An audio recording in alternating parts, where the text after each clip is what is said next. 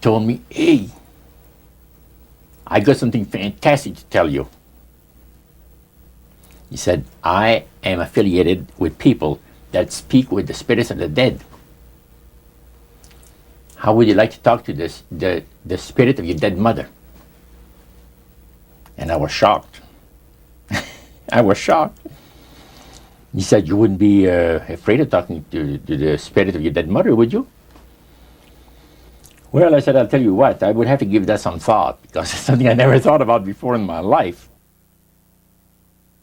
Heart Research Center presents A Trip into the Supernatural with best-selling author Roger Morneau.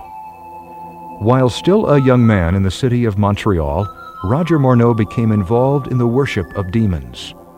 In this two-part series, Roger gives us a first-hand account of his harrowing brush with the powers of darkness and ultimately his divine rescue.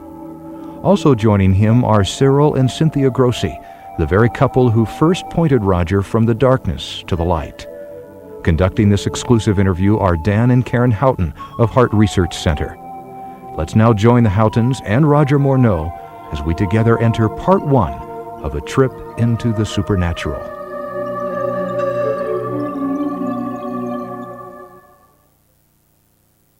How in the world did you ever get involved in praying to demon spirits? Well, when I came out of the Navy after World War II, I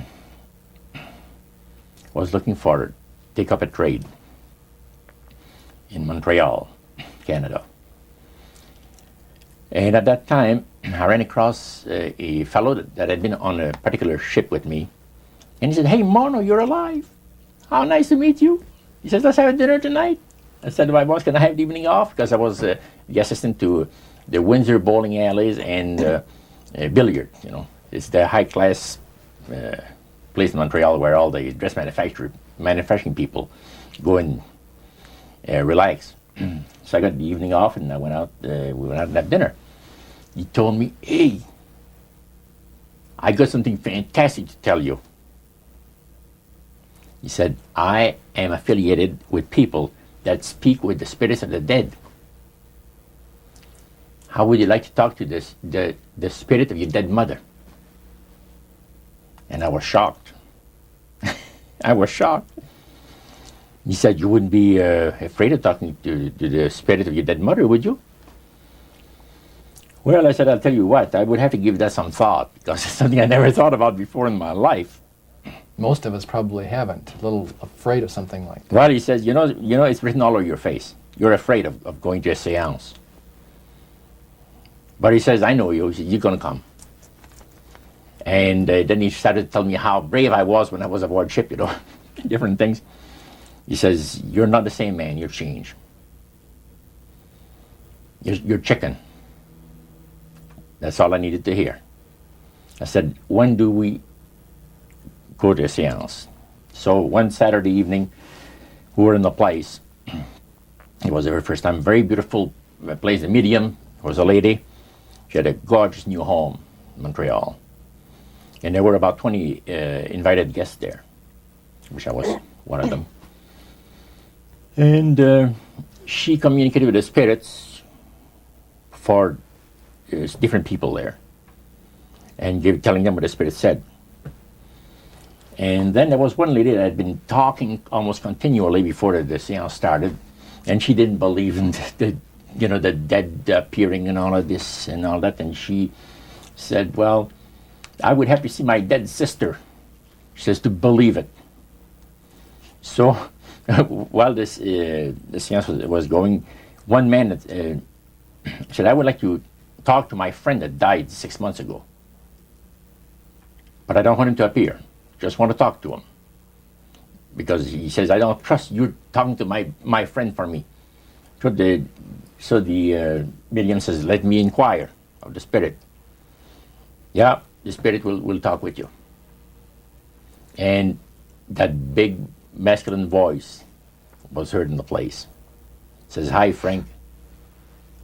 It's nice of you to ask for me to talk with you. And they had a little chat. And after it was over, Frank says, this is the greatest thing on earth.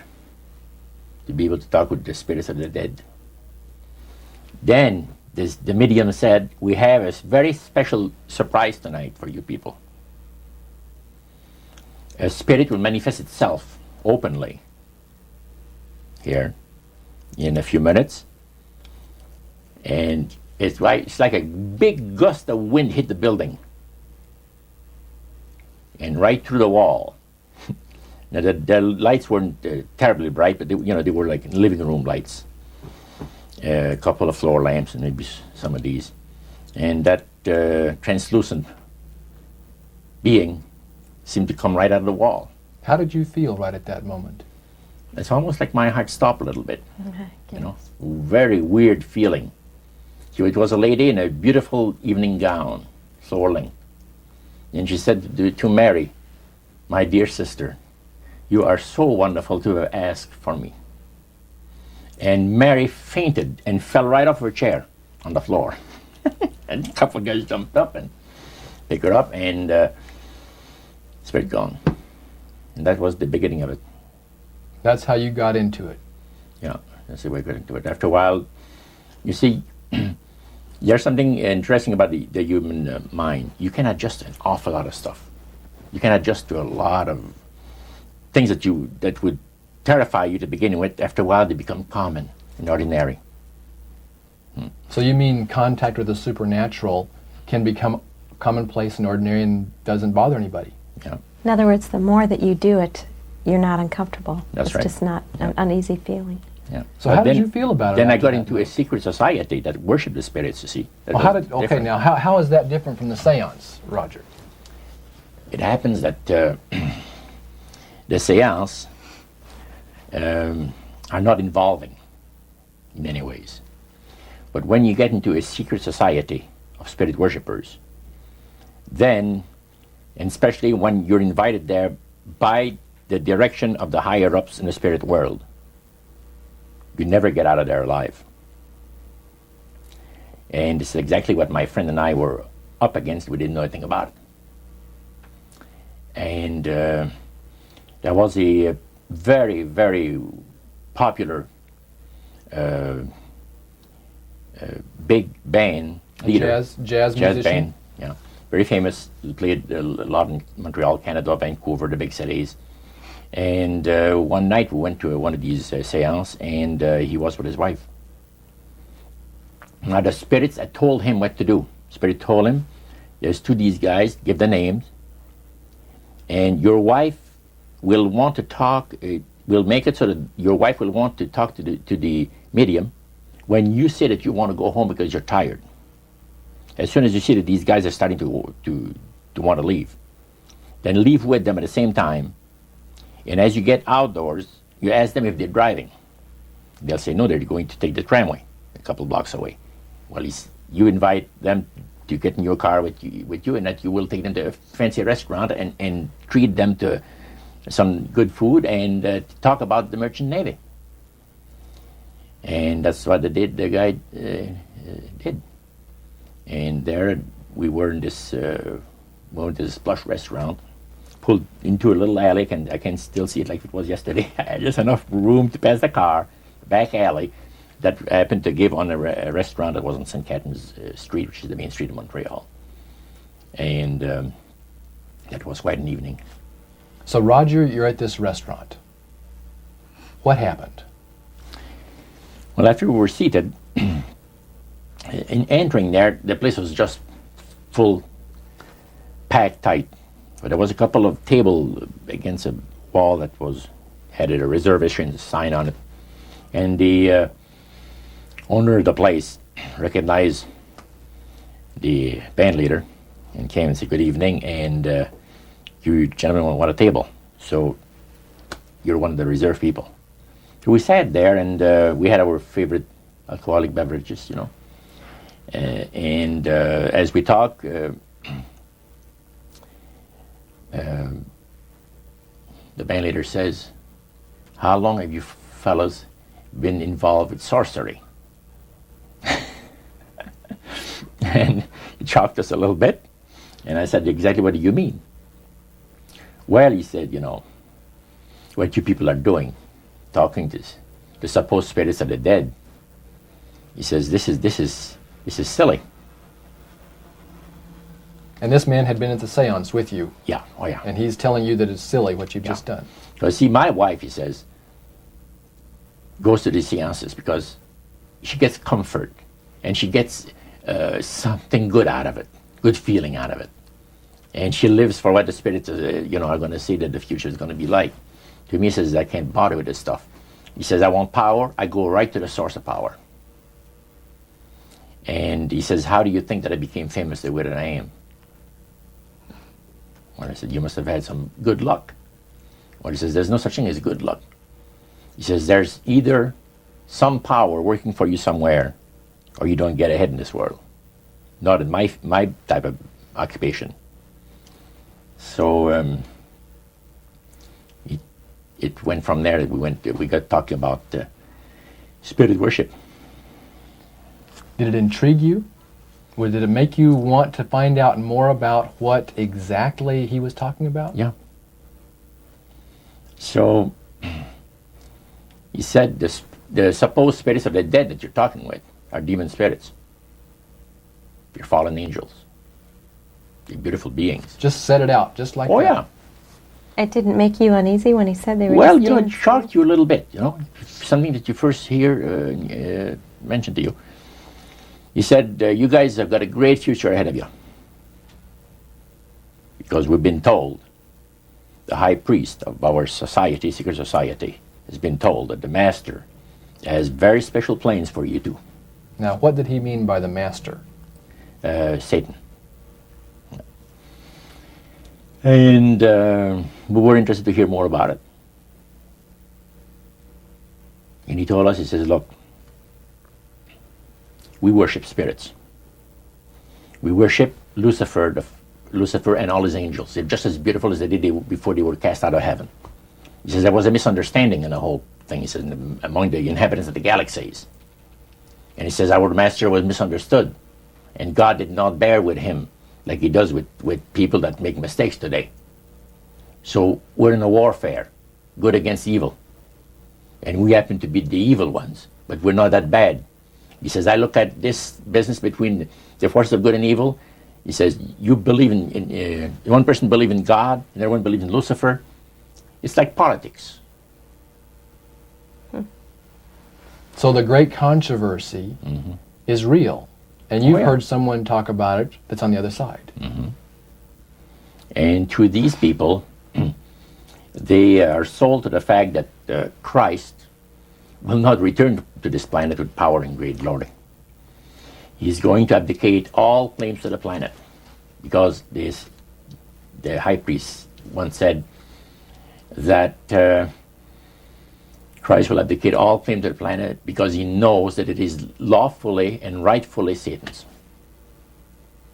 And at that time, he says, Lucifer, you mentioned Lucifer a lot of times, but he mentioned Satan also. He says, the master, usually they like to talk about the master will resurrect his people from the graves. Now, George is telling you all this, or the high priest? George.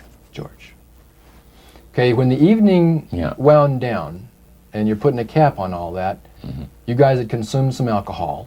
Yeah. And did you feel like that there was kind of a one-shot deal? You didn't know if it ever happened again? What happened after that? He said, no, I said, listen, guys. He said, I like to have you, he says, meet some of our people. What about next week, Wednesday evening? I'll pick you up at your place, and you're invited to one of our services. Services? Like a church service? Yeah, something similar like that. It's a testimonial to the spirits, how the spirits have blessed your life. See?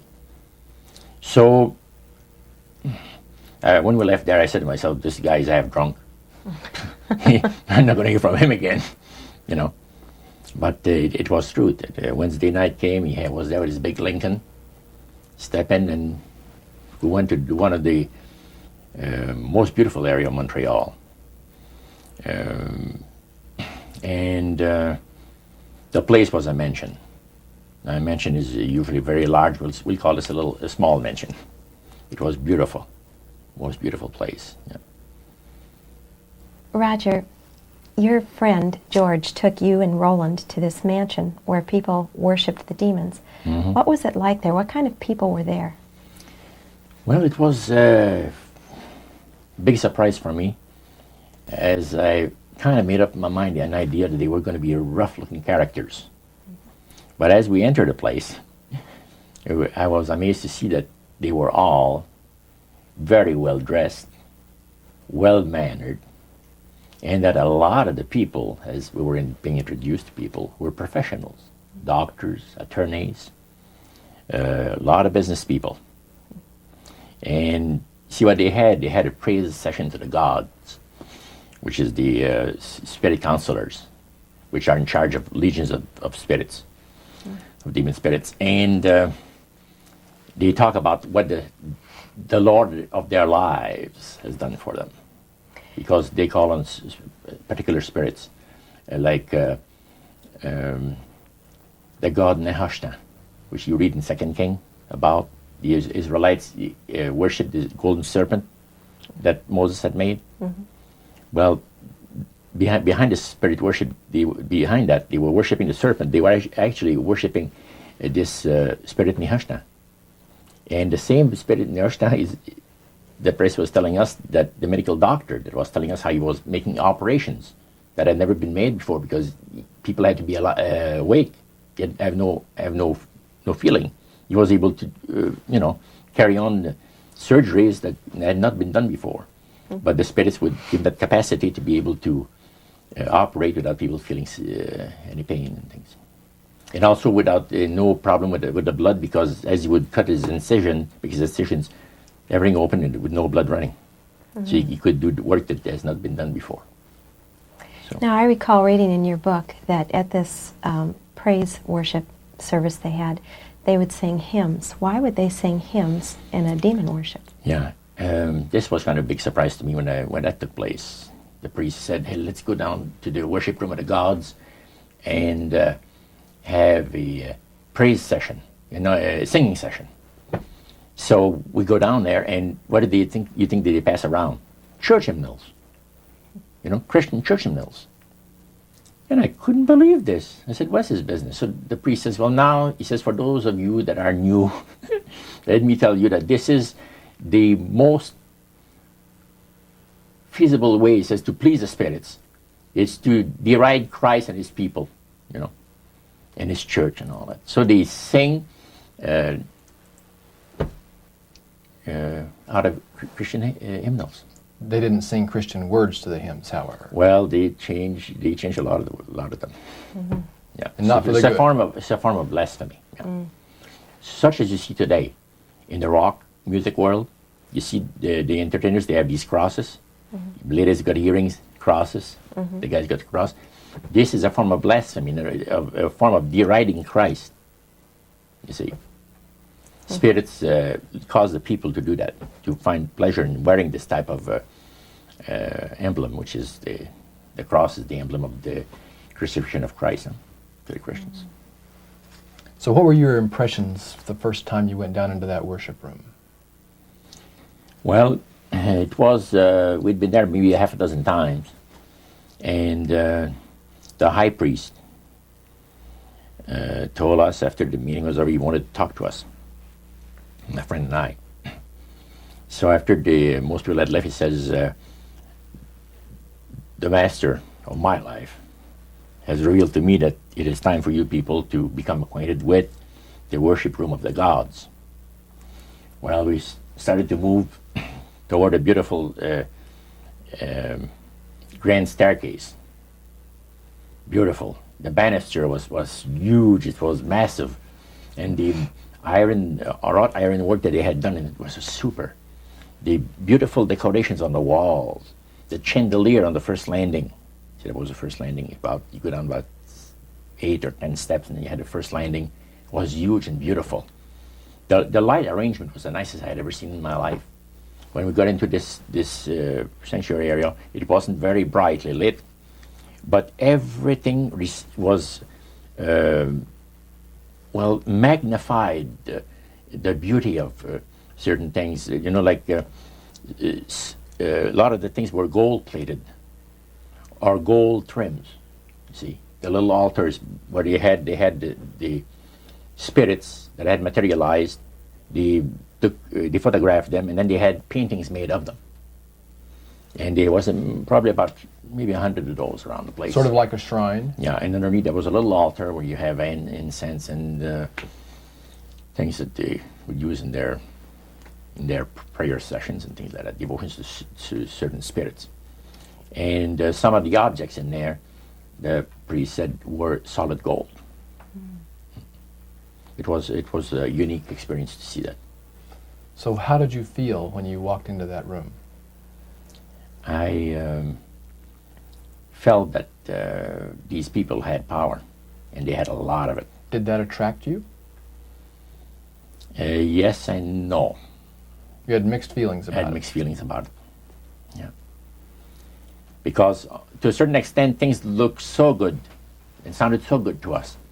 But you see, I'd been brought up in a Christian home where my parents had told us we were 8 children in the family, and especially the older ones, you know. My dad says, well, you know, if you get involved in wrongdoing, you're going to have to pay the price. There's always a cost for everything in this world. So this thought kept creeping into my mind. Just how far you go with these spirits before we start paying the price. See? So it made you just a little bit nervous. Oh, yes. But yet you kept going back. Oh, there was no way out. Because that's what we're told. You knew at that time. Yeah. So you were moving forward more on fear. More on fear, yes. Because the high priest said that the master had special plans for us in our lives. And that no one ever went into this society unless they were invited by the spirits. See, so that was made very clear. And he also expressed to us the danger, explained to us the danger of going against the will of the spirits. And he mentioned about this one man and his wife that live in a fireproof building in Montreal. The place burned right down within a minute. He was one of their members that had decided that, well, he wanted to think things over. He was not going to get initiated at a time that the spirit said he would like him to be initiated into the society. So in reality, Roger, you were chosen by high-powered demon spirits to be a part of their human, special, privileged group. You see, these people in Montreal, the society, like the priest mentioned, there's thousands of spirit worshippers in only different societies of spirit worshippers in this world. But he says, we are the elite. We know the real truth about the Master and his angels. And they are not hideous-looking beings. They are gorgeous creatures. And from the paintings that they had on the wall of the walls of that worship room, they were unique beings. Especially there was a painting full size, full length painting of the fallen Lucifer above his altar, and that was very fascinating because he looked like a man of great intellect, high forehead, the way that he looked with his eyes, the way he had the eyes looking. It gave you a depth of perception of somebody that is very, very knowledgeable and Powerful. powerful. Yeah. So Roger, this high priest that you talked about, he is the one that ushered you down into the worship room. Was he also the one that led out in the praise sessions that you talked about? Yes, and he had an assistant also, another priest. Okay. Now, when you would go to these praise sessions, what kinds of things happened at those sessions? Well, there's a lot of success stories. Positive mental attitude kinds of things? Well, yes, a lot of success stories. The masters has done this for me and that for me. I remember one lumber dealer, he had like half a dozen different operations in the province of Quebec, and everything that he touched seemed to turn to money. You know? And he was telling about it. And then there's this other person that was a clairvoyant that would work only for the wealthy people, only for the super wealthy. He says, I have the know-how, They have the means. Let them pay. So he advised in business transactions. They would come to him and say, listen, I look at this deal that I might get, this factory or whatever it is, like, because this person was interested in industrial real estate, see.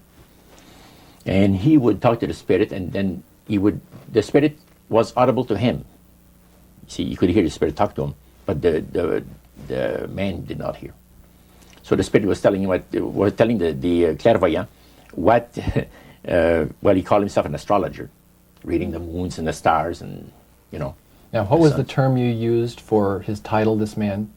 Clairvoyant. Clairvoyant. Oh, clairvoyant. Clairvoyant. Okay. Yes, and it was interesting. This person stood up and says, I had a nice little experience last week. And he says, the masters, he says, they take care of you. This lady and her husband brought him, to this astrologer, a bundle of money. They said, this is the deal that and he works at only on percentages. Only on percentages. He doesn't work for set amounts of money. Only percentages of what the people are going to make. So he said, they brought me a substantial amount of money.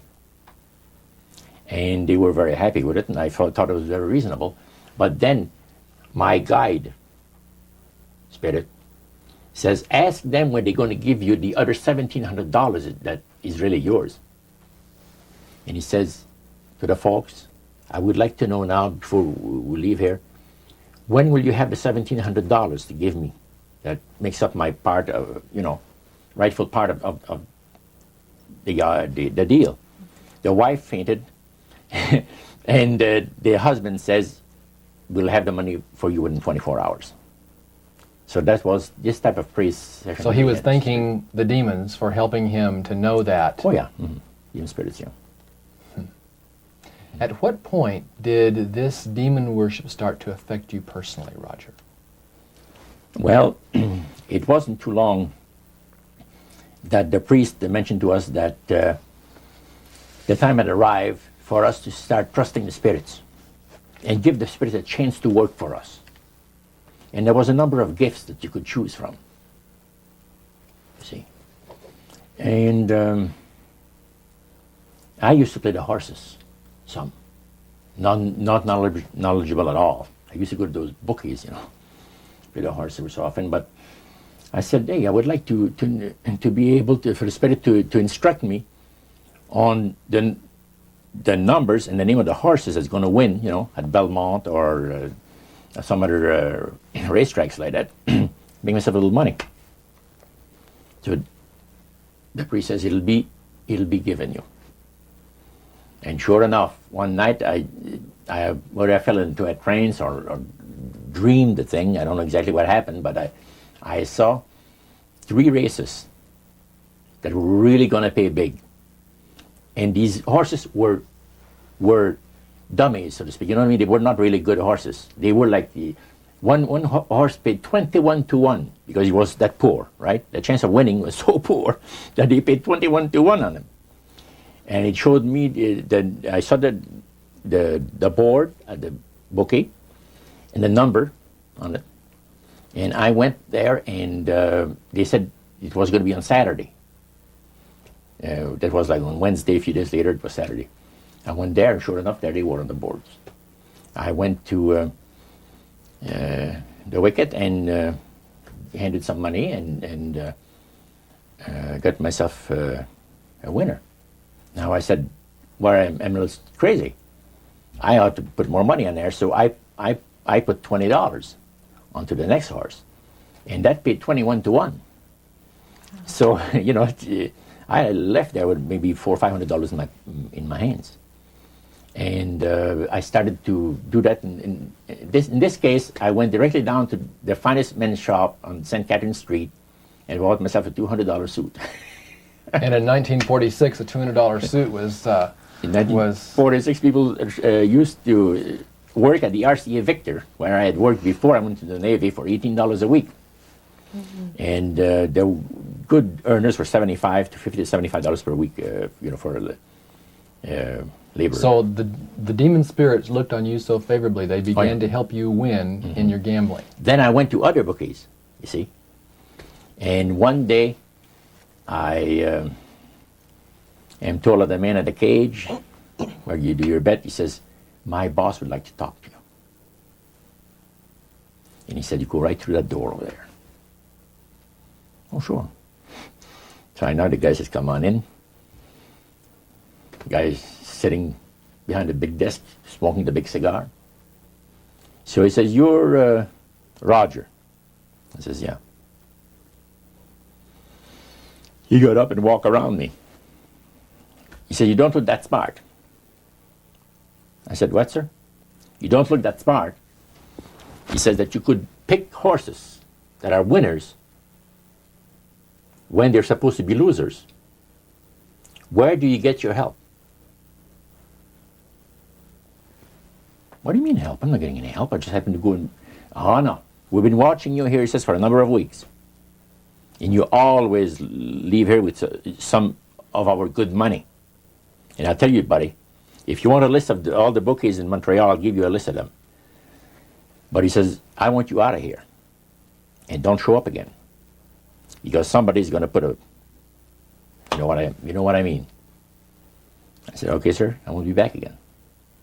So it's a tough business to be in gambling. So even with the Spirit's help, it was tough. Yeah. Well, it's stuff he's going to shoot you, yes. Yeah. The high priest would say a number of things to you when you were in these praise services, and you went to a number of them over a period of time. Mm-hmm. Talked about the issues of the great conflict. You've already touched on that a little bit. I want you to follow up on that a little bit more, Roger. Some of the things that you wrote in your book, Trip into the Supernatural, sounds a whole lot like what we as Christians today know as the Great Controversy. Mm-hmm.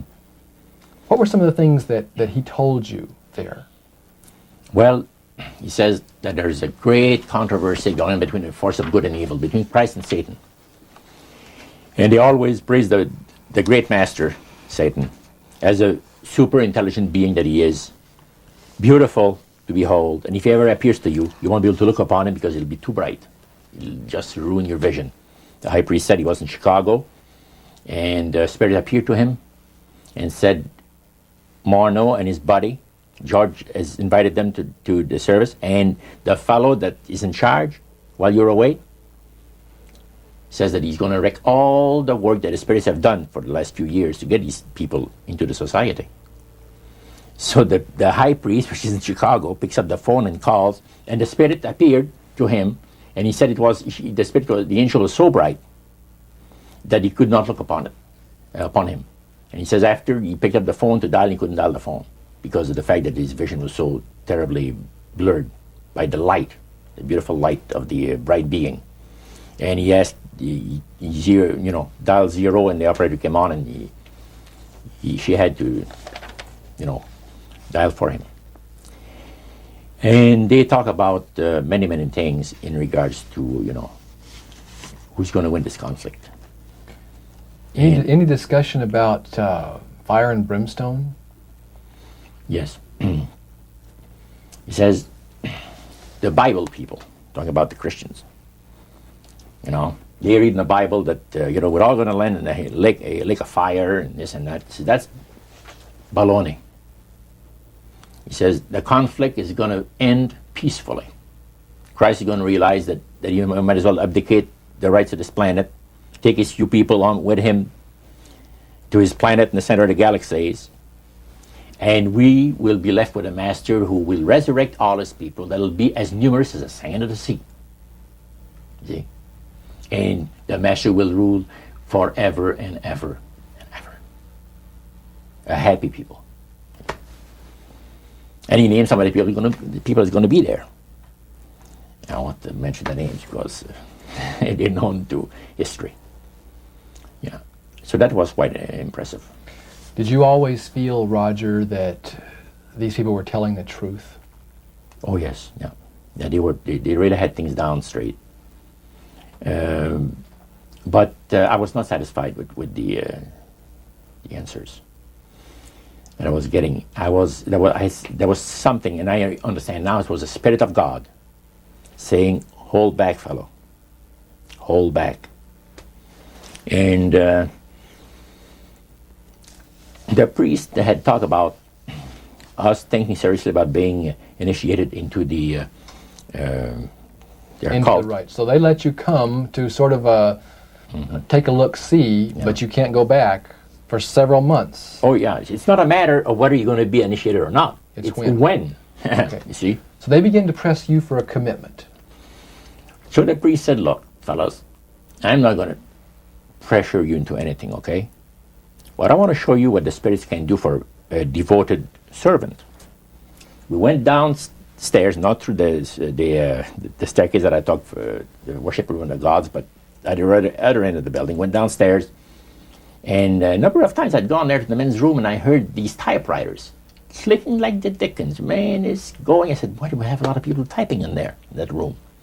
Well, we went there that evening and he knocked and the man says, come on in. And there was all those typewriters moving along by themselves, typing at the speed that I'd never seen before. And not only that, the high priest says, I want to show you something clever. So he says, follow me. So we went around the table. There was like two long tables, and they had about 10 typewriters. And he says, now notice that the typewriter types to the right, then doesn't go back. It types back to the left. Isn't that something? I had never heard of things like that before. He said, the spirits are doing the work.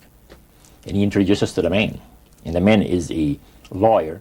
And he said, how much money did you make last year? Oh, he says, it's in the six figures. You see? So this lawyer had a business in the building that housed the worship room. Oh, yeah. And he had a whole room full of typewriters. Yeah. And he put paper in there, and demons That's typed. all he did. Put typewriter paper in there. It was And what came out? What was it that came out? different briefs for court cases. And so he would sell these to people? Oh yeah, Okay. he had this service to the legal profession, And the high priest was the United showing... States and Canada. So the high priest was showing you this to give you an idea about the kinds of blessings that you would That's right. receive? Yeah. But after you left that typewriter, the room where the lawyer was, they tried to draw you into a commitment by getting you to make a public profession. Tell us about that. Well, they have a super beautiful resort in the Laurentian Mountains, which is north of Montreal, north of Saint Agathe. Saint Agathe is a famous name there in Montreal. Montrealers, because they all go Saint Agathe or north there, you know, the summer home and that. So they had a big resort up there for their people, you know. It was a closed society. And they had on October the 30th, Halloween, is that? October 31. 31st. 31, last day of October. They had what they call live animal sacrifices. I don't know what it is, but they did. We could never find out. By the time that the Lord pulled me out of there, I had not yet found out what it was. So you have this intrigue involved in there. And he talked about three very unique services that I attended there that sit on my mind forever. One was entitled Christian Idolatry. Another one was entitled The Super Deception of a Glorious New Age, which actually applies to the New Age today. And this was 1946 that we're talking. And then the other one was Satan's Great General Council of the 1700s. And I must say the things that I heard there was an eye-opener. First of all, we'll go through the Great General Council. Okay. At the beginning of the 1700s, said the high priest, Satan and all his spirit counselors held a Great General Council with one purpose in mind. It was to prepare for the great industrial age that was soon to break upon the world. And Lucifer also foresaw another age that was to follow that, where tremendous scientific discoveries would be made by people, and we would enter a unique age that would change the way that everybody lives. It would also serve to usher in the end times and the close of the great controversy between the forces of good and evil. And the priest said that Lucifer had been studying the Bible. And he found in Daniel 12:4, where we are told about the time of the end, many shall run to and fro, knowledge shall be increased. He understood it to be that we're getting to that point. And he had, with all the spirit counselors, to change their modes of operation in order, to ensnare people.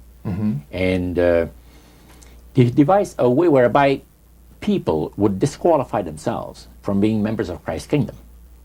And he was just very candid about this. Oh, yeah. Telling you and Yeah. the rest of the group, 60 or 70 people there, the plans that Close to 100 people. Lucifer had revealed to him. And by the time the council came to a close, they had three major policies that were going to be followed. First, they were to see to it that humans would be made to believe that Satan and his angels do not really exist. Because up to that time, you could walk down a street of Paris and you would have signs that would say where you have a soothsayer or a fortune teller of some type, and if you want to put a curse on someone, you could go and see this other old lady over there, the old witch. That's the way it goes. But now it had to change. Lucifer says we have to make sure that humans, get to believe that Satan and his angels do not really exist. You know, Roger, that's interesting because a recent research study report that I read indicated that in a national survey, I believe it's over 75% of people do not really believe in a real tangible devil. But there is one. Oh, yeah. Now, the next thing, the three parts policy that they had adopted there, the second one was to find a way of being able to get total control of people's minds. And that would be done by taking hypnotism out of the realm of the occult and introduce it as a new science for the benefit of mankind. So part of what the high priest told you was Satan's strategy to take total control of people's minds. They felt that by taking hypnotism out of the realm of the occult and introducing it as a new science for the benefit of mankind, they could then use people of great renown, educators, people of capacity, that would do great things, such as supposedly regress people in time to former lives that they had. And of course, after the session is over, the person would not know a thing about ancient history, and the person that she or he has talked about performing, certain deeds, we'll say 3,000-4,000 years ago. But this was their strategy. Now, what this would do for the thing is this, that it would create in the minds of the general public, solidly set in the mind of the general public, an unwavering trust in that great deception. In other words, people could, they would believe it. This person was hypnotized, was regressing in time to, former lives, and did this and did that, and no deception. Maybe Alexander the Great, we'll say, and some of his generals and people like that. And the person, after the session is over, comes out of hypnotism, and he or she doesn't know what she's talking about. So now this would be a way of de-Christianizing the Western world through the avenue of mysticism. Now the time came when Lucifer decided that he had to choose a person to initiate this thing. And Franz Mesmer, which was an Austrian physician, was chosen. Because now, the priest told you all of this? Oh, yeah. Okay. Because he was most capable. Mesmer originated a theory called animal magnetism, later on named mesmerism. Mesmer was led by the spirits to believe, and this is what the priest said, was led by the spirits to believe that certain persons have a magnetic influence within themselves, so to speak, that would cause them to have great power over other persons even to the point of placing them into a trance. And at that time, that was readily accepted by people in general, at the time that Mesmer lived. So people realized, they said that some people got a capacity to put you into a trance. That's the way. Now, by the time that he died,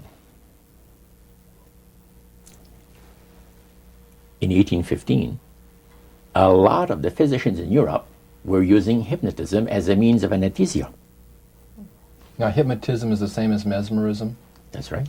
Okay. So mesmerism that's been developed to a higher degree of refinement. And the priest went on saying that the plan of Satan to deceive the human family this way, he says is the most intriguing thing to his mind. And he went on saying how it was going to be brought about.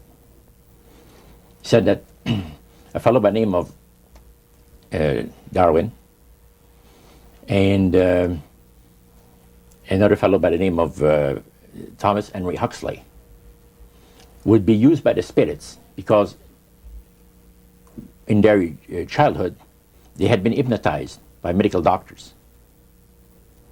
And they figured that they would be real good subjects to lead the people into this belief that they had, that Satan wanted to bring into people's lives. Now, what were those 3 points again, Roger? The 3 things were, number 1, that they did not want Satan did not want the human family to think that he or his angels existed. Right. The second point that you made had to do with taking control of people's minds. That's right. The third point was what? Was to destroy the Bible without burning it. Okay. See? And what was his strategy on that? On that, it was very interesting. Because after the Great General Council, it was decided that Satan would tutor Charles Darwin personally in setting up the principles of his theories of evolution. He was tutored by Lucifer himself, the fallen Lucifer. And at that time, it was understood, Satan and his spirit counselors understood that if a person was led to believe in the theory of evolution, it would, in his life, destroy completely the creation week of the Bible, the fall of man, and the plan of redemption. It would do away with it. In one fell swoop. Yeah. Now, he made a unique statement. He said that according to the spirits, anyone that teaches a theory of evolution is considered to be a minister of a great religious system. See, they call it the religious system, the theory of evolution, because it is a system of schooling people and getting them to disqualify themselves from being members of Christ's kingdom. And he said that every teacher of that theory is recognized by the spirits as a person of great value and receives a very special unction from Satan himself, giving great power to induce spiritual blindness, to convince and convert. 3 capacities are given to those teachers of the theory. Then, that's not all. The priest says that Satan considers the teachers of the theory of evolution to be so valuable to him that in the sight of all the inhabitants of the galaxies, he assigns a retinue of bright, beautiful angels to follow that educator all the remainder of his life. And that in the sight of the inhabitants of the galaxies is the greatest honor that he can bestow upon his workers, upon mankind, and to, until the controversy is finished. That was quite enlightening. Now, the high priest was talking just sort of like a preacher would talk up front. Was he enthusiastic? Did he seem like he had bought into this and was excited about it? Oh yeah, he believed it 100%, no question about it, so everything. Why would he be so excited about spirits trying to deceive human beings? Because obviously out of this council of the 1700s, deception was a major part of the strategy. Why? Well, he says it's deception It's like politics. You know, you believe in one candidate, the other person believes in the other candidate, and they're fighting to get the position, and it's just a matter of who's going to be the smartest. And with Lucifer, the fallen cherubim, he's very smart. He's going to win, and Christ's going to abdicate the rights of the planet. He's going to resurrect his people, have established his kingdom that lasts for ever and ever.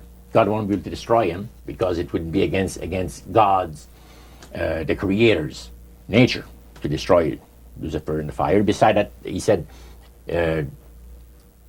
spirits now, demon spirits, have the capacity now to outlive fire. He says, you don't believe it, go to India or some of those countries where they have firewalkers.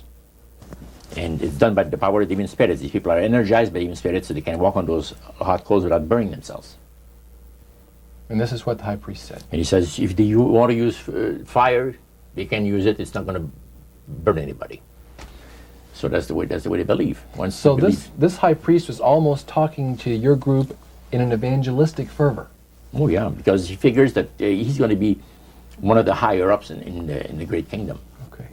Now, of the group that was there that night, 60, 70 people, I think you've mentioned before. Yeah, it varied. How many of those were people who were hardcore members, and how many of them were new inductees? Well, we were the only two youngsters there, so to speak. You and your friend. And how old were you at that time, Roger? I was about 20. 20 years old. Mm-hmm. Yeah, 20 years old. Did you have a feeling of awe over the fact that you had been chosen? Yes, in a way. And then I got thinking about this. When am I going to have to pay the price? The cost. My parents had brought me up like this. If you get involved with evil, you're going to reap what you sowed. So you want to be upright in life. And if you associate with evildoers, they'll probably land you in jail or somewhere else that you wouldn't want to be. So there's always a price to be paid. So you had that little something maybe instilled by your mother and father a long time ago that kept you from making that full commitment. Now, one of the things that really amazed me and shocked me and made me sick at heart is when the priests talk about Christian idolatry. What is Christian idolatry? The priest mentioned that word. Yeah. Tell us what he said, Roger. He said that Christian idolatry is the most grandiose or great deception that has ever been brought up upon the human family, upon mankind. And he says, and he boasted that demon spirits are continually defiling Christian churches through the avenue of necromancy by using a form of spirit worship that involves hundreds of millions of Christians into idolatry without their being aware of it. Now, what is necromancy? Describe or define necromancy for me. Their belief, popular belief of necromancy, is to conjure the spirits of the dead.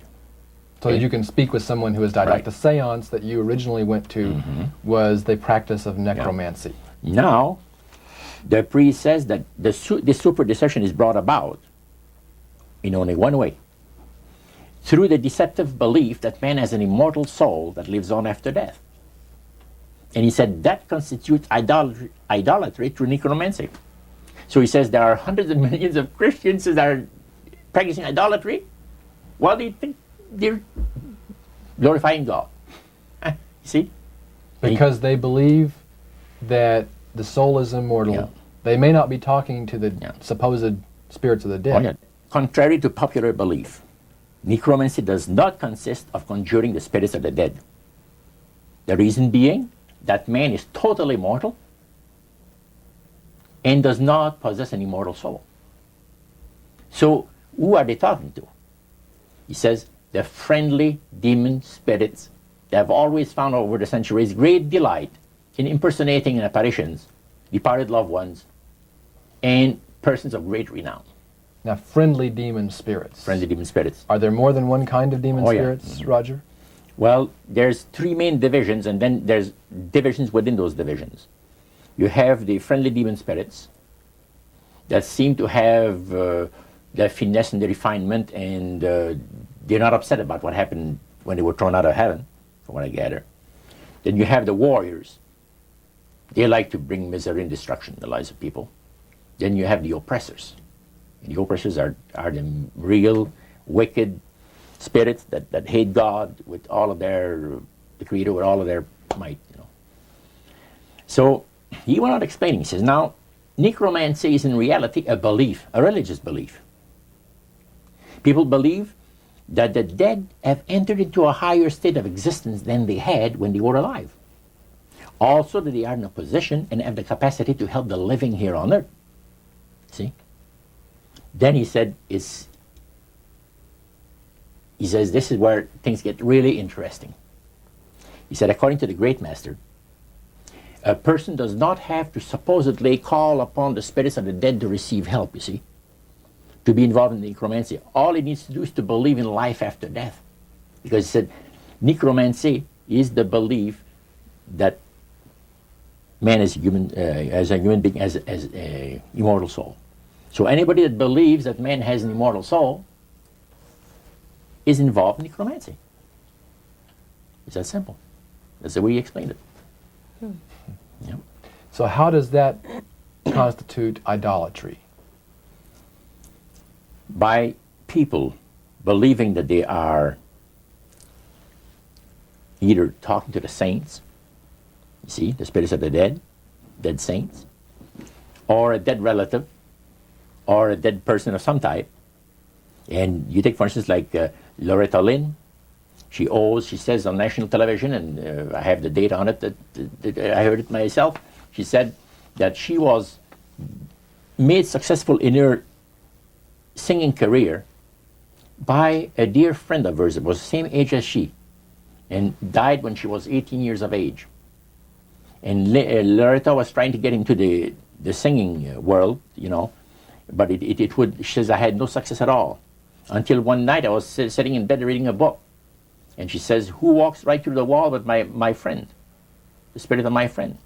And she says, Loretta, I'm going to make you a very famous person in singing Western country music, and I will be with you all the time. Trust me. And she says, she had a big concert once, and she was coming down with this bad cold. And she thought that her voice was going to give. She talked to her spirit and felt that she was going to be helped. And she got on the stage and she started to sing, and right in the middle of where she really needed the power, no power at all. And her spirit friend tapped her on the shoulder and started to sing for her. She said, her voice went through me, the power. See? And you saw this in a television documentary? Yeah. This was, I believe, in 1976 it took place. Now, the priest explained that when people believe in this business, they are actually opening themselves to be completely deceived by demon spirits, because it gives the demon spirits an opportunity to impersonate the dead, see, and for people to believe their lies. And the priest says that thrills first of all, he says it brings to the great master the respect and the reverence that is due to his great name. And it makes all the other spirits exceedingly happy, because they are the ones that have worked to lead people to believe in life after death. See? And they rejoice also. And that's the extent of what Christian idolatry is all about. Friendly spirits, just to digress for just a moment. You mentioned 3 different categories, and the friendly spirits are the ones that love to impersonate being a historian or something. We specialize in that. In your experiences in the praise services or in the worship room or the other places where you were, any of the places you were, did you ever witness an event where necromancy or even something that would be popularly called channeling today took place, where you actually heard the voice of someone in response to someone's questions? Yeah, a number of times, but there was one time in particular that fascinated me because it was unique in one way. The priest told us that there was a French historian that was affiliated with Montreal, University of Montreal, which is a French university and the English university is McGill. So the University of Montreal is the French university. And this man was from Paris, but he's affiliated with the university. And he wanted to have some details in regards to Napoleon Bonaparte and one of his generals. So, by the way, there are also in other parts of the world elite spirit worshippers like the group that we had in Montreal. And he mentioned there that, he said, you guys are fortunate when my friend and I went in, because you're right in time to see something very interesting. My friend there is having his devotions in the worship room of the gods, and he will use a trance medium to converse with certain demon spirits that will inform him in regards to ancient history about Napoleon. And sure enough, we went down there, and somebody came up and said he's ready for the session, and we went down there, and he said he would need 3 people. You would need 3 people, but he wanted 5 people that volunteer to be the channel for the spirit. Okay, so three of them were chosen there, and the others went back and sat down. And the man shook his head a little bit like this. His eyes went glazed, and he stayed at it for a half hour. And the spirit spoke to him. He said, I'm a spirit counselor, and what would you like to know? And he had a clipboard, the historian, and asked him some questions. This historian was from Paris. Yeah. And he was wanting information. Some detailed information about Napoleon Bonaparte and one of his generals. And so he asked the questions of one of these human beings that was channeling. Oh yeah, the voice changed and everything. The voice changed of the person completely. Okay. And it identified itself as a spirit guide. Oh yeah, spirit counselor, yeah. Okay, a spirit counselor. And then proceeded to tell him all the events that he was asking, answer his questions? And there was a certain question that was asked, and the spirit counselor said, I will have Lord Remy and Lord Alphonse duplicate, in other words, the dialogue that had taken place. Oh, and little drama. Yeah, a little and the 2 other men fulfilled what he was looking for. But the one thing that interests me is the mayor of Montreal, Camillien Hood. During World War II, at the beginning of the war, he was very controversial when in regards to the war effort. He would tell the French-speaking boys not to go into the armed service, you see, because you're going to go and shed your blood for the British, and we're their servants, so to speak, and all that, and he didn't want him to go into war, and they put him in prison. He was jailed for the length of the war for this. Now, the man said, I would like to have you tell me, to the spirit, to give me part of the speech that was given by Camillien Hood on the steps of the Montreal City Hall on a certain date. There are different versions of what has taken place, and you, Lord, would know the exact one. Now, the mayor of Montreal was still alive. Was still alive. And this historian is asking what was actually said at a speech. Yeah. Okay. The spirit counselor said, I'm sorry, I can't help you. All of my activities and my people have taken place in Europe. However, after my departure, our departure, other spirits will come and help you. And sure enough, the guy vibrated a little bit, and he's back, and he said, boy, how long? He said, 20 minutes, you've been used as a channel. So they, again, the spirit entered into him, and the spirit said he was a spirit counselor that could give him the information that he was looking for. So, again, it was given verbally, and it was the voice of Camillien Hood. Now, how did you know that it was the voice? Well, because of the fact, you see, I was a youngster in those days, just about ready to go into the army. And Camillien, we used to listen to the radio We had no television in those days, so it was only radio and read newspaper.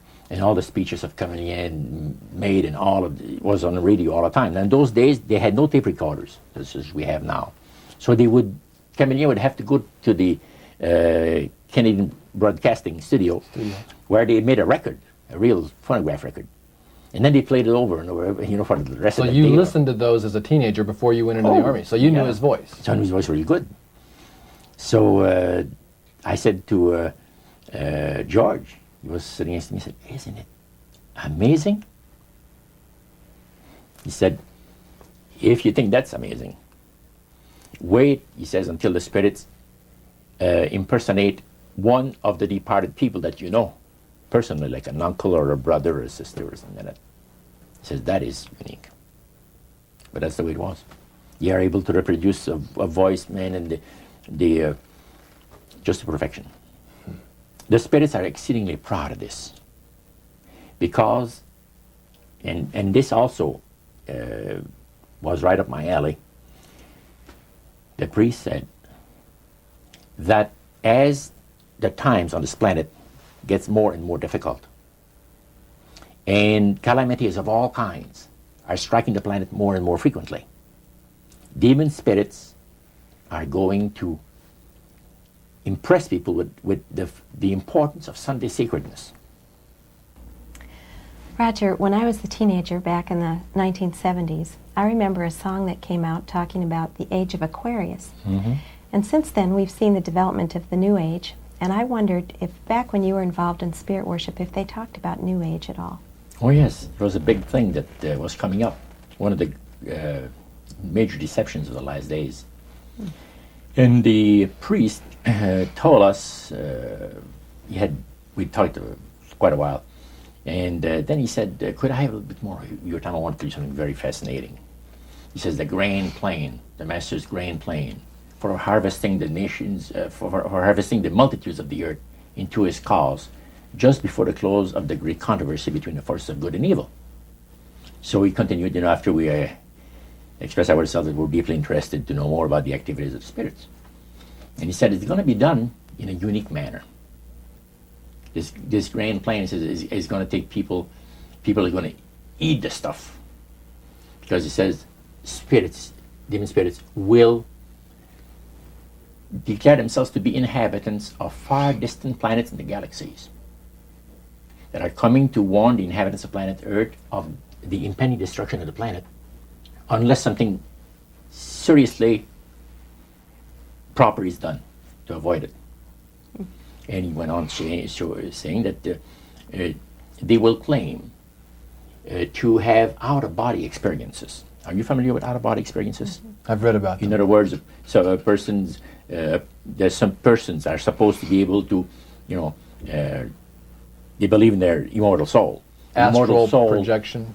Yes, right. Goes into different parts of the world and sees things and come back, and then they write all about it. I've heard of that. So, due to the fact that the millions of the earth, people, believe in people having an immortal soul, he says it be readily accepted when the spirits will, through a trance medium, converse with influential people of the land, you see. Now, what is a trance medium? It's a channeler today. What is known today as a channeler? Channeler, yeah. Okay. Shirley MacLaine's experience of getting involved with spiritism and with the supposed inhabitants of far distant planets in the galaxies, I taped the whole thing. It's 3 hours. And you were hearing the fulfillment of what this high priest had said 45 years ago. Yeah, exactly. So he went on explaining about the fact that the spirits will show themselves willing to give valuable guidance that will not only help people avoid the destruction of the planet, but it would cause them to enter into a higher state of existence. For instance, he said the spirits will promise, and this is a big word, promise, that if their recommendations are followed carefully, they will usher in a glorious new age of peace and prosperity, and there'll be there'll be no more wars. You see, There'll be no more famines. There'll be no more people getting unhappy to one another. Neighbors will love neighbor, and social unrest will not take place no more. It'll be there'll be perfect happiness for 1,000 years. That's what the Spirit is going to promise. And Almost like the Garden of Eden created all over again. And now we find that a lot of preachers are preaching the great age of glorious new age of victory over wars, victory over social unrest, victory over famines, and victory over all kinds of. And he used the words New Age to describe what was coming. It would be a glorious new age, yeah. And this is exactly what the movement is all about today. And he went on and said, as I said a little earlier, that as life on this planet becomes more and more difficult, and calamities will strike the planet more and more frequently, the spirits at that time are going to put all their effort to impress religious leaders, to bring before the masses of the earth the sacredness of Sunday. See? They will teach Sunday sacredness. And with the religious leaders, looking forward to 1,000 years of perfect peace on earth, they will put all their effort into it. Then laws will be passed by governments. One person asked, what's going to happen about people that don't believe in the Spirit's recommendation? The priest says, that'd be no problem at all. Laws will be passed by governments that will force people to go along with it, regardless of whether they believe in it or not. And he says the law enforcement officers will explain to people, make it clear that such a law is necessary to assure the well-being of all people. He says the laws will be passed with no effort at all. And then he went on and he said about the fact that the venerability of the sun, which in ages past was such an irritant to the Creator. All these great nations and other nations, the smaller ones, were all involved in sun worship. And in those centuries, the Creator found that teaching of worship of the sun to be a terrible irritant. And he said, it is going again to take place, but not in worshiping the sun, in remembering Sunday to keep it holy. He made a statement I would never forget. He says, by the observance of the day upon which the master, Satan, has placed the unction of his authority and power, he receives homage, regardless of whom people claim to worship. Isn't that something? So, can you understand now why I had 28 Bible studies in 1 week and started to go to church on Sabbath? And I never missed since until I became sick. The issue of a day of worship came up in that meeting. Mm-hmm. Was Sunday the only day mentioned? Well, you see, the priest mentioned, yes, about the fact Satan has chosen Sunday as his day. The Creator has chosen the seventh day of the week. Lucifer has chosen to call his day the first day of the week, Sunday. See? And regardless of what people claim to worship, worshiping God, the Creator, by observing that day, that particular day, they are bringing homage and respect. Now, at that time in your life, you were 20 years old or so. Mm-hmm. Had you ever heard of a Seventh-day Adventist? Never in my life. In that They meeting, didn't talk about Seventh-day Adventist. They talked strictly about Adventist. well, they just talked, but they did. The word Adventist Yeah. was mentioned. The priest was telling us that necromancy, as I mentioned earlier, is the belief that the dead have entered into a higher state of existence, etc. And he says, for centuries, friendly demon spirits have worked diligently to establish and uphold in the religious convictions of all people the belief that man has an immortal soul. See? Then he boasted about the fact that the master was so smart in that he had deceived the whole world, even in this age of great scientific knowledge and understanding. Then one person put his hand up. And the priest says, yeah, yes, we want to say something? He says, what about the Adventists? You can't count them deceived regarding the state of the dead. And I got a question. What about, how come that they can't be brought under the great deception? The priest said, you're right. I apologize, says here, I made a mistake. When I said that all the millions of people living on the face of this planet, everybody, was honoring the great master. I forgot the Adventists. There's so few in number when you figure the billions and all people, I didn't even think of mentioning them. So I'm sorry. Then he says, secondly, the reason why they can't be brought under the great deception, let me explain about it. Now he said, my next statement is going to upset some of you. But what I'm telling you is the honest truth. It is factual. It's reality. The fact that the Adventists observe the biblical Sabbath of creation and reverence the Creator on that day, it makes it impossible for the spirits to deceive them. They are giving very special help and great spiritual insight. And he said, under these conditions, they are not ordinary people. And that stayed with me, man, just like this. And when I heard the word Adventist, when Cyril told me later on, which we're going to cover later, I asked him, I said, what denomination you belong to? He said, I'm a Seventh Adventist. What is that again? He said, I'm a Seventh Adventist. I said, is that the same thing as Adventist? Oh yeah, he says, a lot of people call us the Adventists. They don't talk about the 70s, same thing.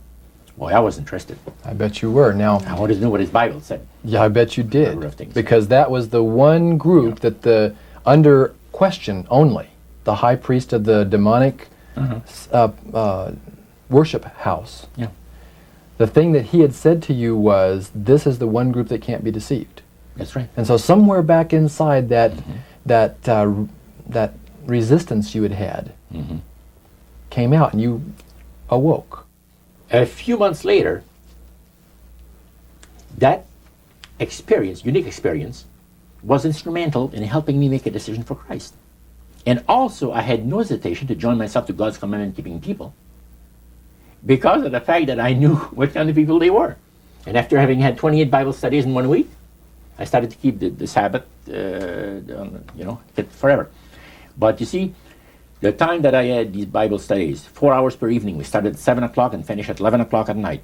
We had those Bible studies similar to what you showed me the other day, that you have in your pocket. The Bible studies were about an hour. There were questions, and then you looked at the verses that they gave you in the Bible, and you had your answer. It was so fantastic. And the Spirit of God was really ministering to me the graces of redemption. Every moment of all those Bible studies was precious. Precious, precious, precious. Roger, at that time, your major language was French. You did not speak English, and all of this happened in the French language in Montreal. How long after you became a Seventh-day Adventist, or after you learned of Seventh-day Adventists, did you read the book Great Controversy by Ellen White? Well, I joined the church. I first had the Bible studies in October of 46. In April of 47, I was baptized into the church. In September of that year, Hilda and I got married. And the French church in Montreal gave us, as a wedding gift, the Conflict of the Ages series. And I had not read the Greek Controversy up to then. But then you read it. Oh, yeah. And what went through your mind when you read the book Great Controversy, thinking back on the experience you'd had maybe just a year or so before? That's right. What went through your mind? This person is inspired. This person has got knowledge that nobody else has on the face of the earth, except, the Spiritist that I was mentioning, because it's so unique. Well, I find it very remarkable that they were willing to share the strategy that Satan is working on with this group. Of course, their plan was that it would never get out. That's right. Under seal of death. That's right. Their plan is that you don't have to worry about saying anything about the great master. Because as soon as anybody strays some, the spirits will tell the high priest right away what's taking place. They did with my Bible study that Wednesday night. I studied on Monday and Tuesday. By Wednesday night, spirit counselor appeared to the high priest and says, you have one of your defectors. He says, that Morneau guy, you're going to get rid of him. Because he's out there studying the Bible with the Adventists, the people that the master hates most on the face of the earth. And the high priest almost had a heart attack. Because he said, I kind of like you. He said, that's what he told my friend. Because I didn't see him after that. But he told my friend to try to convince me to go back, to spirit worship. Roger, you were 72 hours away from making a full commitment to the elite spirit worship. Mm-hmm. How did God rescue you at that strategic moment? Well, I'll tell you, I should really go back a couple of weeks in time. As the high priest had talked to us about the advantage of getting initiated in the society on the 31st of October, that night I came home, went to bed, and I couldn't sleep till about 3 o'clock in the morning.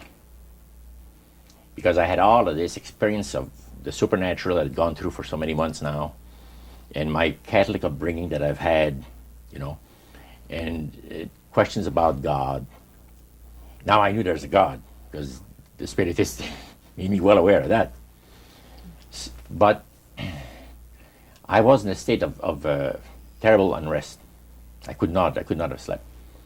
And without even giving it a thought, somehow, I said, as I was laying on my bed, I said, if there's a God up there that cares for me, help me.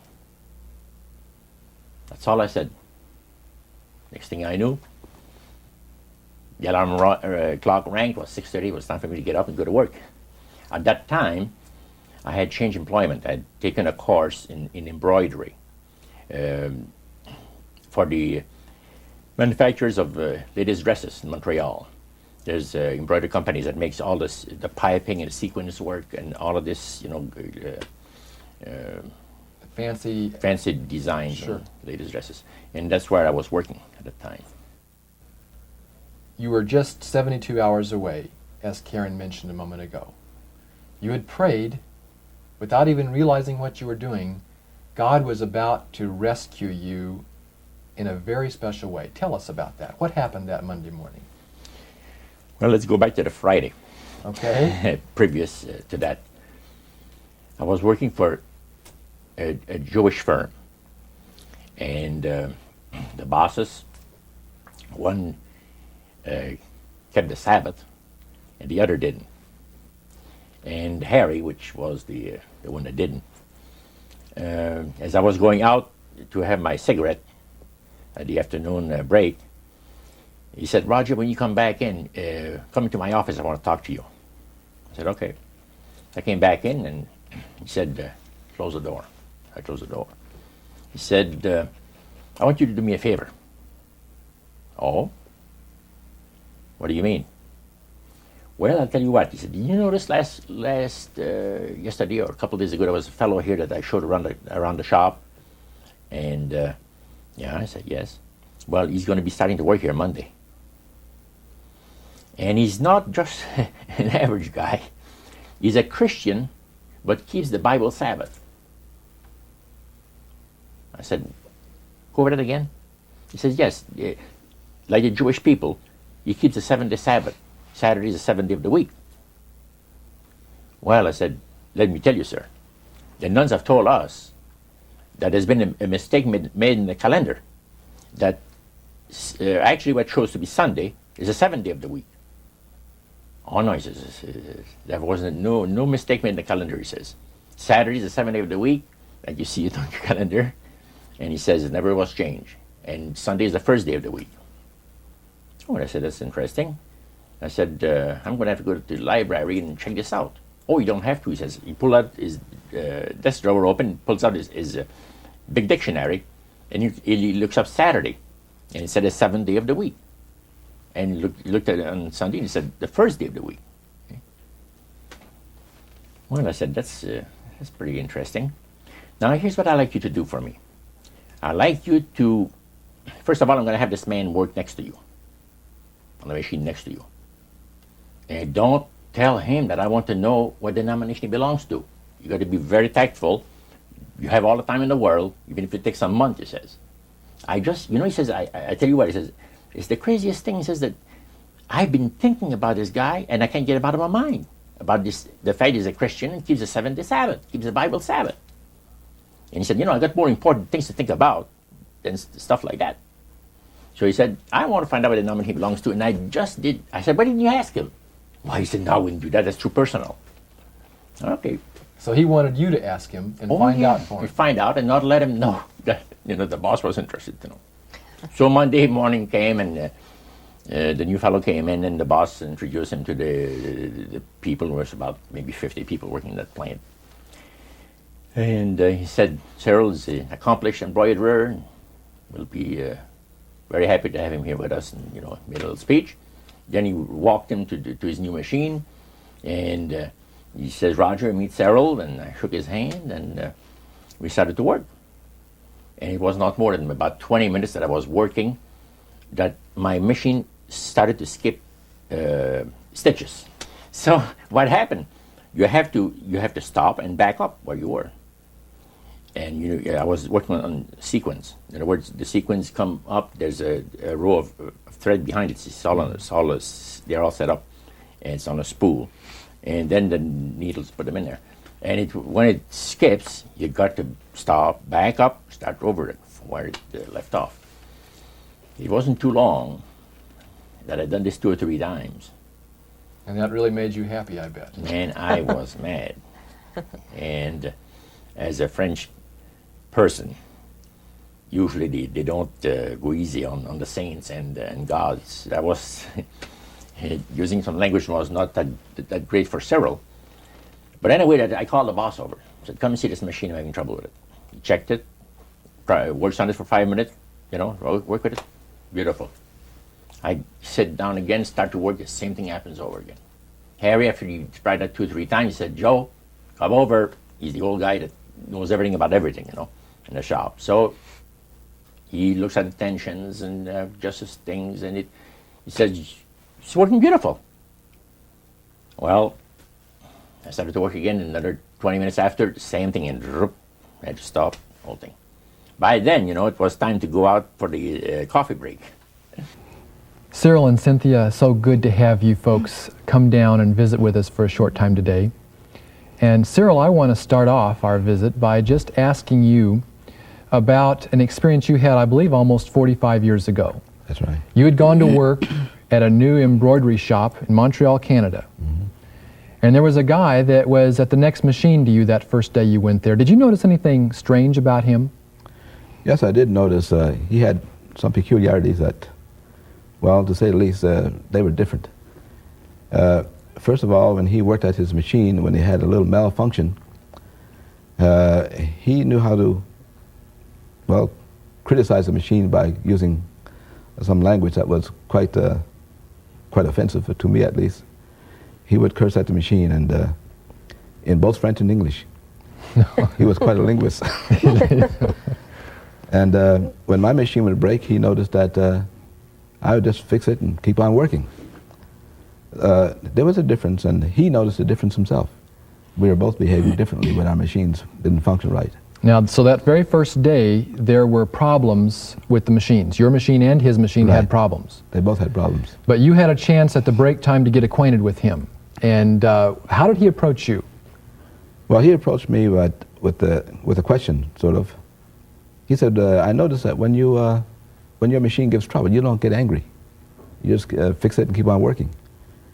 And I told him, well, it didn't make sense to get angry with the machine. It's an inanimate object. And he sort of apologized for his getting angry with his machine. And we started a conversation there, and it gave me the opportunity to sort of introduce him to some of the things I had experienced just a few days before. And what were the things that you had just experienced a few days before? I was getting some Bible studies from a minister named Elder Warren Taylor. And although I wasn't an Adventist, I was quite moved by those Bible studies because of the fact that as he gave the Bible studies, he kept it quite simple. And he would prove everything he would say, even if it's from the Bible, he would prove it. And in some cases, he proved it from worldly books such as the Encyclopedia Britannica.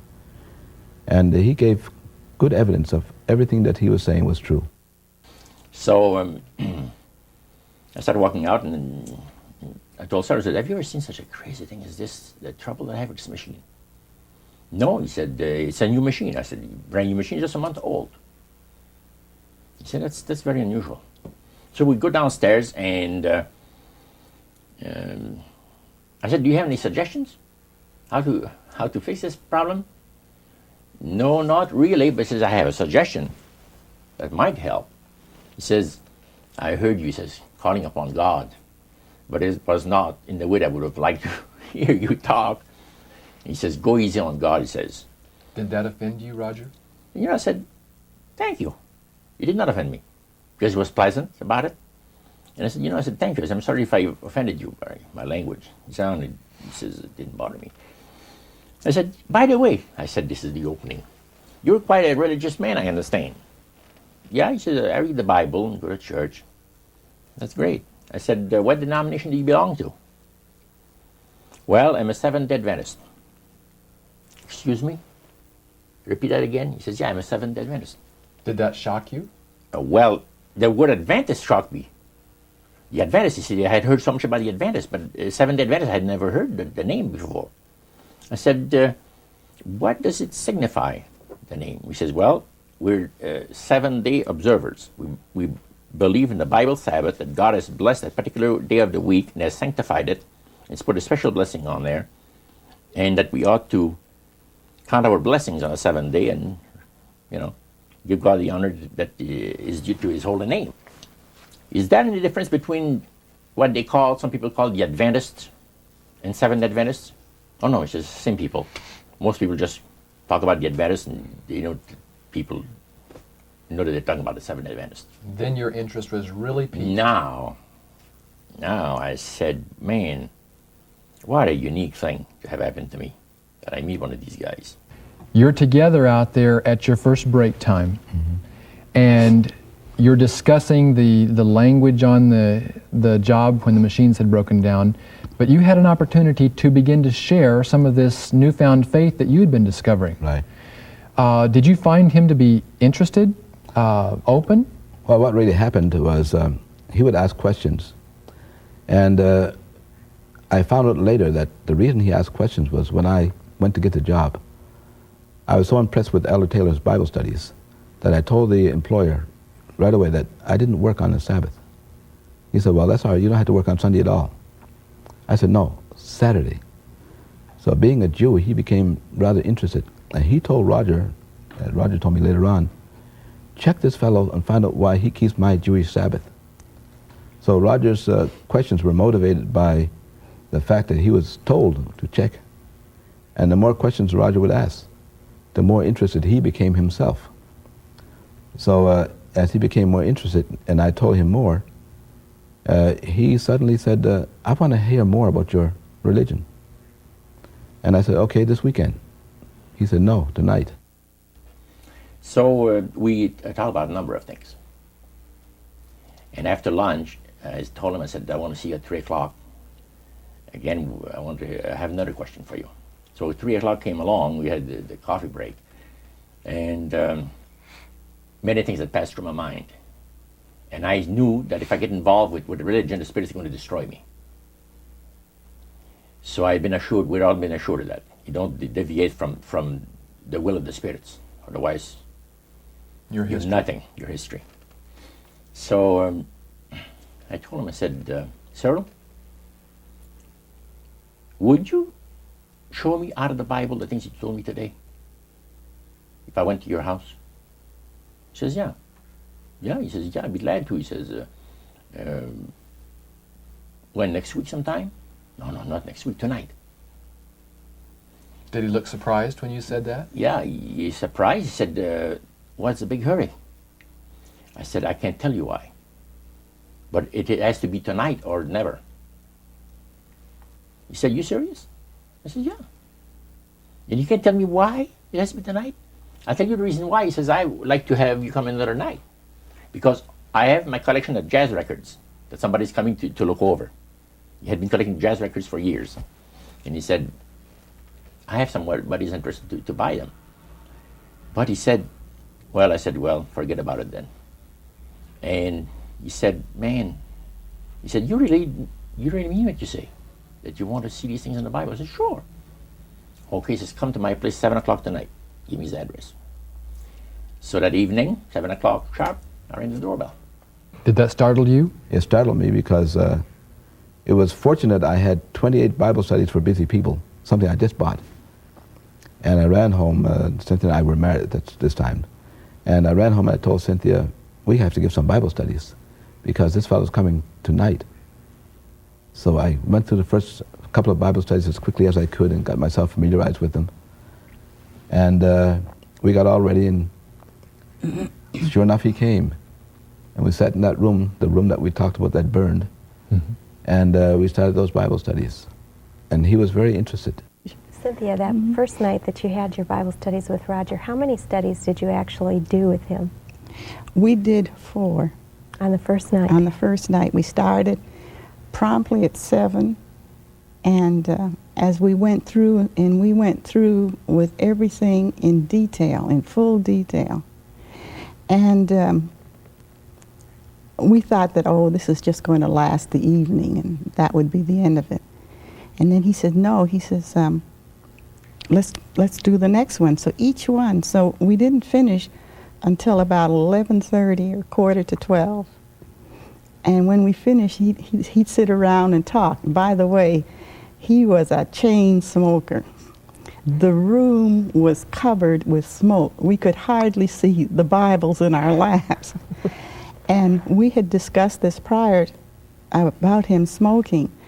And so we decided, we prayed about it, and we asked the Lord that even though each time he came, the room was just full of smoke, that we will read his word and that he will take care of the smoke.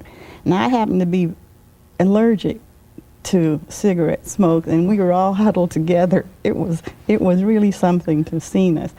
28 Bible studies in a period of 1 week, 7 days. 7 days, 4 hours a night. 4 hours per evening, yeah. 28 Bible studies. Now, they didn't plan this. So, as we chatted, and I just met Cynthia, now, Cyril told me, I got to explain things to you a little bit. I am not a baptized member of the Seventh Adventist Church. I'm just studying into the church doctrines with the minister. He says, my wife is a Seventh Adventist.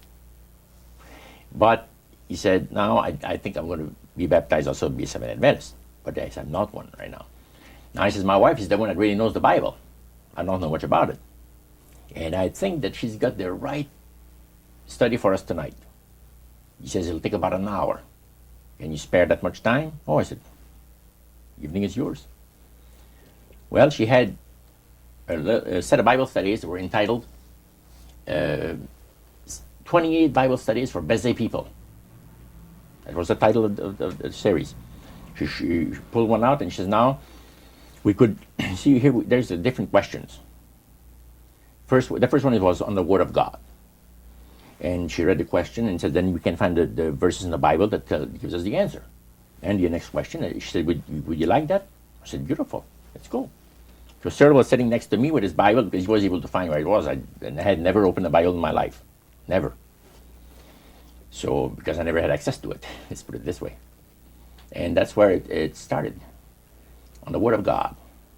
After the Bible thing was over, he says, well, did you find it interesting? I said, most interesting, very interesting. I said, what's the next study coming up? Well, he said, the next study, Daniel 2, prophecy of Daniel the prophet, 2, on the world events, predicting the different great world empires that were to come into existence in times ahead. And I said, really? That's very interesting. I said, how long would that one take? Oh, she'll take about an hour. She says, you have between 20 to 25 questions, he says, So I said, let's have it now. Oh, well, she said, no. She said, when could you come back? I said, why come back? Did she look surprised? She looks very surprised because she looked at her husband. And he looked at me. And I said, hey, you guys like the Bible or are you getting tired? No, we like to study the Bible. I said, let's have another Bible study. It's only 8 o'clock, you see. And at that time, you were a smoker, weren't you? Oh, smoker. You can't say that again. I was like a chain smoker, you see. And when I had accomplished something worthwhile, I used to reward myself with a cigar 2 or 3 times a week. And this is what the love of God, the power of the love of God operates in the lives of those that the Lord is trying to bless, and in the lives of those that are bringing the blessing. Now, this did not take place. First of all, we kept on studying. We had 4 Bible studies that evening. And when it came to 9 o'clock, we had Daniel 2 over with. I said, what's the next Bible study? And she said, well, the one I'm going to have, will you come on the weekend? Could you come on the weekend? I said, yeah. I said, I can come on the weekend. What is the title of it? She gave me the title. I said, man, that's interesting. It's only 9 o'clock. Let's have it now. So Cyril looks at her, with very surprised look on his face. And Cynthia, she looked at him. And I said, what's going on between the two of you? It's like you have a conspiracy that says that we're not going to study the Bible with this guy more than an hour or 2. But she said, let me be honest with you. Our minister, Pastor Taylor, has been giving us instruction on how to give Bible studies. Because Cynthia says, I never have given Bible studies. And we really wanted to know how to give Bible studies to people that ask us the reason of the hope that is in us. And he's told us exactly how to do it. You have 1 Bible study per week. If the people are exceedingly interested, you could have 1 in the middle of the week, the other one. But never more than that. And she says, we've already passed our quota. So the reason, Roger, for their hesitancy was not the fact that you were blowing smoke in their face. Oh, no. It was because they were trying to follow the instructions that their pastor had given, and you were asking them to break all those rules. That's right. Do you think they could sense your urgency? Sarah and Cynthia told me later, yes. They said there's something very unusual about this man, Cynthia told her husband, because they went to get water, and to get me a glass of water, and she went in the kitchen to get something else, whatever it is, and she said, what do you think of him? And Cheryl said, there's something very unusual about this man. He said, you want to study the Bible? Let's study the Bible. We won't tell about Elder Taylor. Let's not say a word to Elder Taylor. We're going to ruin the whole thing. You're going to keep it a secret. Because the minister had said, you give people a spiritual indigestion, and they'll never want to open the Bible again. You understand? But this shows that there are some times when someone's appetite for it is so strong that you have to follow the leading of the Holy Spirit. The Holy Spirit, that's it. And they had prayed about this thing. Now, Cyril had told his wife, this man is coming for Bible study at 7 o'clock tonight for a Bible study. And he smokes. He's a smoke fiend. What are we going to do? Should we tell him not to smoke in our home? He said, if we do that, I'm afraid he's not going to stay for the Bible study. What would have happened if they had asked you not to smoke? I would have said, I'm sorry. You're not my kind of people. You see? You're too reserved for me. I'm sorry. And still to this day, I thank God for the leading of the Holy Spirit that at that crucial time moved in there and inspired these people to say, wouldn't you die, Cyril, for us to save a soul for Christ? Cynthia said to her husband. He said, yeah. It's not going to kill us, even if we inhale all the smoke that he puts out, right? Because they had prayed about it, and then they had thought about it, and then when it came to be 7:15, he said, what are we going to do about the smoking? Are we going to tell him not to smoke or what? And then when she came out and she said, let's put up with it. Well, we had that third Bible study. Now it's 10 o'clock. And I said, by the way, what's the next title? And she told me about it. My goodness, this is a beautiful Bible study. I said, let's have it. And he said, really, Roger, we've studied too much tonight. We're never going to be able to remember these things. Oh, I said, you'd be surprised. I got a mind like a sponge for the things that I like. He said, you're enjoying yourself. I said, never heard anything like this in my life.